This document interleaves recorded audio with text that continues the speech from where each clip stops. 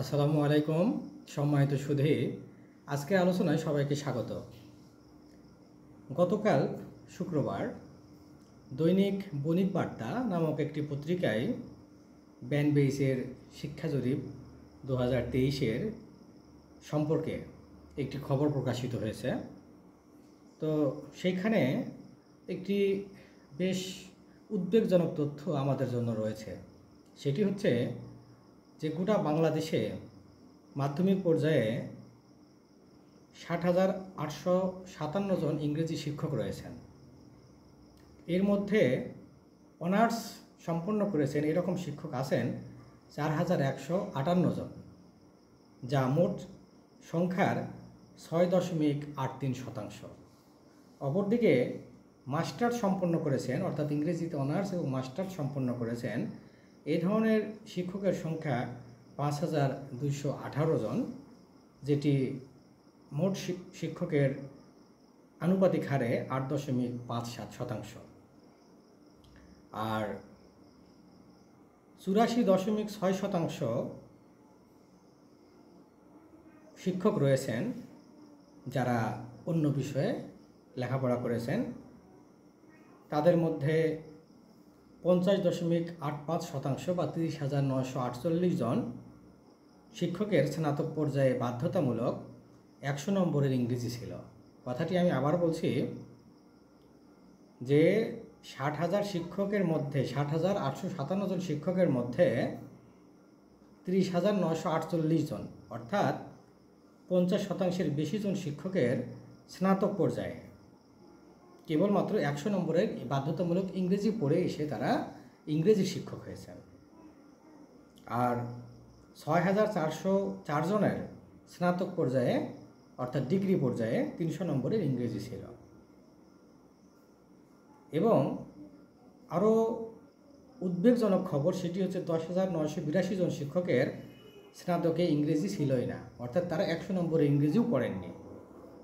তো মজার বিষয় হলো যে এর মধ্যে আবার 3,147 জন শিক্ষক মাত্র ইন্টারমিডিয়েট পাস। তো এই তো গেল আমাদের শিক্ষকের শিক্ষাগত যোগ্যতার দিকটা। এবার আসে নতুন কারিকুলাম। তো আসলে নতুন কারিকুলামে 6, 7, 8 এবং 9 হাই স্কুল এবং দাখিল মাদ্রাসা পর্যায়ে এই 4টি শ্রেণীতে নতুন কারিকুলামে পড়াশোনা চলছে।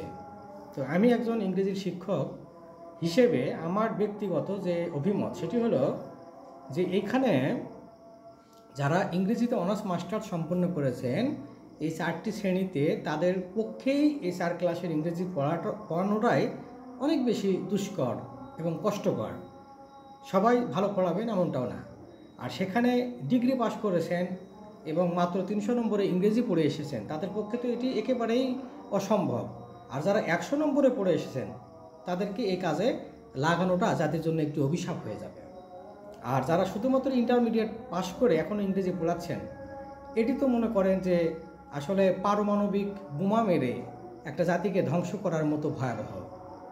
আর আমাদের অভিভাবকদের দিকটাও একটু আমাদের দেখতে হবে। আমাদের অভিভাবকরা করেন কি, যে মহল্লায় দীর্ঘদিন ধরে যে শিক্ষক প্রাতিষ্ঠানিকভাবে ইংরেজি পড়াচ্ছেন, স্কুলে মাদ্রাসায় দেখা গেল যে ইংরেজি ক্লাস নিচ্ছেন, তারা বাচ্চাদেরকে সেই সমস্ত শিক্ষকের কাছেই দিয়ে রাখছেন। কিন্তু আমাদের যে বলবার জায়গা সেটি হচ্ছে অভিভাবকদের একটু সচেতন হতে হবে যে আসলে ওই শিক্ষক মূলত কোন বিষয়ে লেখাপড়া করেছিলেন। কারণ যেমন আমাকে যদি অ্যারাবিক অথবা আরবি শিক্ষকতা করতে হয় তাহলে এটি তো জাতির জন্য একটি ভয়াবহ বিষয় হবে, কারণ আমি তো নিজে আরবি বুঝি না। তো আসলে বিষয়টা এরকম। তো আপনাদের এই বিষয়টি আরও একবার বলি যে দেখেন যে আমাদের শিক্ষার যে বর্তমান অবস্থা এটিকে উন্নত করতে গেলে এটি একেবারেই সম্ভব, রাতারাতি সম্ভব না, ওভারনাইট সম্ভব না। আমাদের আরও হয়তো 1 দশক অথবা 2 দশক সময় লাগবে যে ইংরেজিতে অনার্স মাস্টার্স সম্পন্ন করা ছেলেমেয়েরা শিক্ষকতায় যে আসবেন তাদের জন্য এই পথটা, এই পেশাটাকে আকর্ষণীয় করে তুলতে হবে। তো সংশ্লিষ্ট যারা আছেন, বিশেষ করে সরকার, তাদেরকে বেতন বা সম্মানের দিকটাতে একেবারেই মনোযোগ দিতে হবে, না হলে রাতারাতি এ খাতে উন্নতি সম্ভব নয়।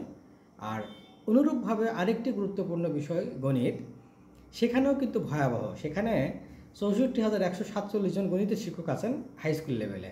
তাদের মধ্যে গণিতে অনার্স করা শিক্ষকের সংখ্যা মাত্র 3,836 জন, এবং অনার্স মাস্টার অর্থাৎ মাস্টার্স করেছেন এরকম শিক্ষক আছেন 4,643 জন। কথাটা আরেকবার বলি, যে মাস্টার্স করেছেন গণিতে এরকম সংখ্যা হচ্ছে 4,643 জন। এটা ভেবে আনন্দিত হবার সুযোগ নেই যে এই 4,643 জনেরই অনার্স রয়েছে, অর্থাৎ তারা ডিগ্রি অর্থাৎ বিএসসি করবার পরে তারা হয়তো কেউ কেউ মাস্টার্স করেছেন, প্রিভিয়াসে মাস্টার্স দিয়েছেন, এরকমও সংখ্যা এখানে অন্তর্ভুক্ত রয়েছে।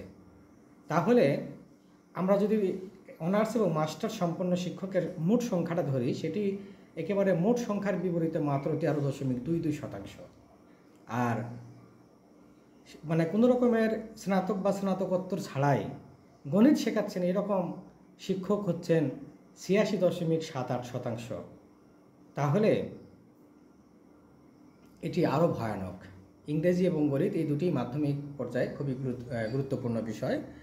তো এই বিষয়টি নিয়েই গতকাল থেকে একটা ভিডিও ধারণ করবার ইচ্ছা ছিল, সময়ের অভাবে কালকে ধারণ করতে পারিনি। তো এই ভিডিওটি যারা এখন পর্যন্ত দেখলেন সবাইকে ধন্যবাদ, এবং ছড়িয়ে দিবেন অর্থাৎ শেয়ার করবেন বিভিন্ন প্ল্যাটফর্মে, যাতে সত্যিকার অর্থে মানুষ এই বার্তাটি জানতে পারে, এবং ঢালাওভাবে যেন শিক্ষকদেরকে মানে অপমানজনক মন্তব্য শিক্ষকদের জন্য না করা হয়। কারণ হাতের 5 আঙ্গুল যেমন সমান না, শিক্ষক হিসেবেও সবাই সমান না, মানবিক দিক থেকেও না, শিক্ষাগত দিক থেকেও না। তো সবাইকে আবারও ধন্যবাদ জানিয়ে এখানে শেষ করছি। আসসালামু আলাইকুম।